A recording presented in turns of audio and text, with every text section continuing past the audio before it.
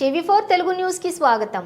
భారత communist party యోధుడు all India beedi కార్మిక సంఘాల జాతీయ అధ్యక్షులు కామ్రేడ్ సి ప్రభాకర్ కార్మిక రంగానికి చేసిన సేవలు మరువలేనివని సిపిఐ మాజీ రాష్ట్ర కమిటీ సభ్యులు చెన్న విశ్వనాథం బీడీ కార్మిక సంఘం రాష్ట్ర ప్రధాన కార్యదర్శి సుతారి రాములు తెలిపారు.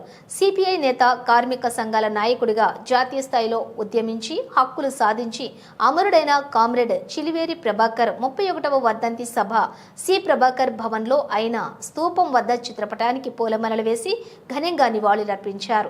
ఈ సభలో నాయకులు మాట్లాడుతూ నిరక్షరాస్యులైన నిరుపేద బీడీ కార్మికులను ఐక్యం చేసి 1963లోని సంఘం ఏర్పాటు చేసి 1000 బీడీలకు ₹1 కూలీ నుండి ప్రతి సంవత్సరం వేతనాలు పెంచుతూ ఒప్పందాలు చేసిన ఘనత సి ప్రభాకర్కు ఉందన్నారు. ప్రధాన మంత్రులైనటువంటి ఇందిరాగాంధీ, పివి నరసింహారావు వరకు అనేక సమస్యలను పార్లమెంటు వరకు తీసుకువెళ్లి చట్టాల హక్కులు సాధించిన ఏకైక వ్యక్తిగా పేరు సి ప్రభాకర్దే దక్కుతుందని అన్నారు. అయితే ఏ ప్రైవేటు ప్రభుత్వ సంస్థ రంగంలో లేని విధంగా బీడీ కార్మికులకు 1977లోనే ప్రావిడెంట్ ఫండ్ బోనస్ ఆదివారం, అలాగే జాతీయ పండుగల సెలవు దినాన్ని కూడా కూలీ మరియు 1990లో కరువు భత్యం, 1995లో కనీస పెన్షన్ చట్టాలు చేయించి నిరంతరం పోరాడి సాధించిన ప్రభాకర్ సేవలు మరువలేనివని కొనియాడారు. ఈ ప్రాంతంలో కమ్యూనిస్టు పార్టీని నెలకొల్పి మాజీ ఎమ్మెల్యేలు సిహెచ్ రాజేశ్వరరావు చేసిన మల్లయ్య నేతృత్వంలో కలిసి రైతుల కోసం, కార్మిక వర్గం కోసం అహర్నిశలు పనిచేశాడని, ఆయన లేని లోటు ఇప్పటికీ ప్రజలలో నెలకొందన్నారు. నేటి రాజకీయ నేతలకు, యువకులకు ఆయన ఆదర్శప్రాయుడని, సి ప్రభాకర్ పేరు ఉన్న భవనం, స్మారక లైబ్రరీ నిరంతరం కొనసాగిస్తామని, ప్రజలకు అనుకూలంగా ఇప్పటికీ ఆయన ఆశయ సాధనకు కృషి చేస్తున్నామని తెలిపారు. ఈ సమావేశంలోని సిపిఐ నాయకులు, బీడీ కార్మిక సంఘం నేతలు ఎండి మౌలానా, ఎండి ముఖ్రం, కొక్కుల శాంత, ఎన్ఎం రాధ, కవి రచయిత రాస భూమయ్య, ఎన్ఎం రాధ, రామిళ్ల రాంబాబు, సాంబార్ మహేష్, అందే రామయ్య, కొక్కుల గంగాధర్, మాదరి గణేష్, వెన్న మహేష్, దాసరి మనోహర్, షేక్ చాంద్ పాషా, కుసుమ, సత్యనారాయణ, భూమారెడ్డి, దశరథం, పద్మ, భాగ్య, భూమయ్య, సమీర్, రమేష్ తదితరులు పాల్గొన్నారు. ప్రధానంగా సి ప్రభాకర్ చేసిన బీడీ కార్మికులు చేసిన సేవలు, అందులో కమ్యూనిస్ట్ పార్టీ నిర్మాణ రీత్యా సర్పంచులతో పాటు వార్డు మెంబర్లను మరి ఎమ్మెల్యే స్థాయికి పోటీ చేసిన పార్టీలన్నీ తర్వాత పుట్టినాయి తప్ప తెలుగుదేశం కావచ్చు, బీజేపీ కావచ్చు, టీఆర్ఎస్ కావచ్చు అవన్నీ కూడా తర్వాతనే.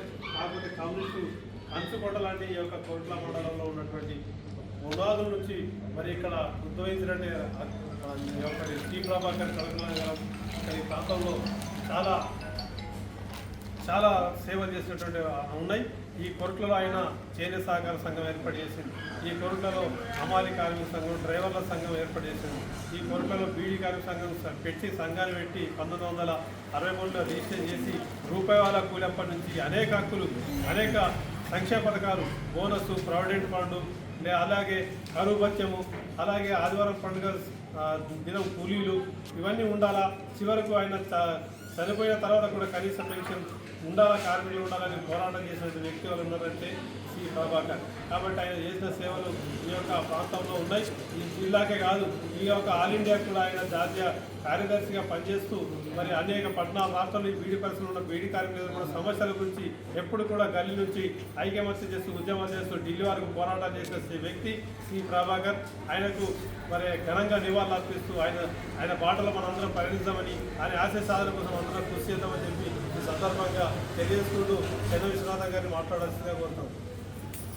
సిపిఐ సిపిఐ ప్రభాకర్ ఆశయాలను చనిపోయి దాదాపుగా 30 సంవత్సరాలుగా వారు చేసిన సేవలను మనం మననం చేసుకుంటాం, గుర్తు చేసుకుంటాం. ఎంత మంచివాడు. ఇప్పుడు ప్రతి మనిషి పుట్టిన జీవి చచ్చిపోతాడు, కానీ ఆయన చనిపోయిన 30 ఏళ్ళ ఇంకా బతుకున్నాడు. ఎందుకు బతుకుతున్నావు అంటే ఆయన ప్రజలకు సేవ చేసేడు. ముఖ్యంగా బీడీ కార్మికులకు ఆయన జీవితం అంతా దారిపోసేడు. ఇప్పుడు మౌలానా చెప్పినట్టు అనేకమైన చట్టాలు ఆయన తీసుకొచ్చాడు. ఆ చట్టాలు రావడానికి అనేక పోరాటాలు చేసాడు. ప్రభాకర్ అంటే మొండివాడు. ఒక పని పట్టుకుంటే అది ఇరవడు, అసలు అది అయ్యేదాకా ఆ యొక్క పని అయితేనే సంతోషం. ఆ విధంగా ఉండే ఆయన ఏం చదువుకోకుండా పీయూసీ ఎగ్జామ్స్ రాసి ఆయన చిన్న ఆ టైపింగ్ మిషన్ ఉండే, ఆ టైపింగ్ మిషన్లో లెటర్లన్నీ ఆయనే కొట్టుకొని ఆ లేబర్ ఆఫీసర్ కానీ ప్రభుత్వానికి కానీ అంటే బీడీ ఫెడరేషన్కు ఆ లెటర్లు ఆయనే తయారు చేసుకునేది. అంటే ఒక సామాన్య కుటుంబంలో ఉండి పీయూసీ ఎగ్జామ్స్ రాసి ఒక ఇంట్లోనే అది మిషన్ ఉండే చిన్నగా టైప్ మిషన్ వేసుకుని ఎంత గొప్పవాడు, ఎంత మొండివాడు, అందరితో అవుతుందా మనతో అవుతుందా అందరూ కాదు. కాబట్టి ఆయనే కాదు కమ్యూనిస్ట్ పార్టీ ఎర్ర జెండా ఏం చెప్తుందంటే పేదల కోసం పనిచేయమంటుంది, పేదల హక్కుల కోసం పనిచేయండి, పేదల ఎంబడ నిలబడమంటుంది. అది ఆయనకు చెప్పింది, ఎర్ర జెండా ఆయనకు చెప్పింది. ఆ ఎర్ర జెండాని ఇంకా విస్తరించిండు, గ్రామాల బీడీ సంఘాలు పెట్టిండు. దొరలు వ్యతిరేకం చేసిన దొరల ఊళ్ళే కంపెనీలు పెట్టకపోతే వారం చేసి కంపెనీలు పెట్టించిండు, పని లేని వాళ్ళందరికీ పని కల్పించిండు. నిజంగా ధన్యజీవి, ఆయన ధన్యజీవి. ఈ యొక్క భూమి ఉన్నంత వరకు, ఈ సూర్యచంద్రుడు ఉన్నంత వరకు ఆయన పేరును నిలపాలని మేమందరం అనుకోవాలి. ఎందుకంటే అంత మంచి దొరకడు. ఒక బీడీ వర్కర్లకు దవాఖాన పెట్టించిండు, అనేకమైన వార్డు మెంబర్గా పనిచేసిండు. ఈ మెల్లగా ఓడిపోయింది కావచ్చు, మండల సంత ప్రెసిడెంట్ ఓడిపోయిన కావచ్చు. ఓడిపోయినా ఆయన చేసిన సేవలు చిరస్మరణి.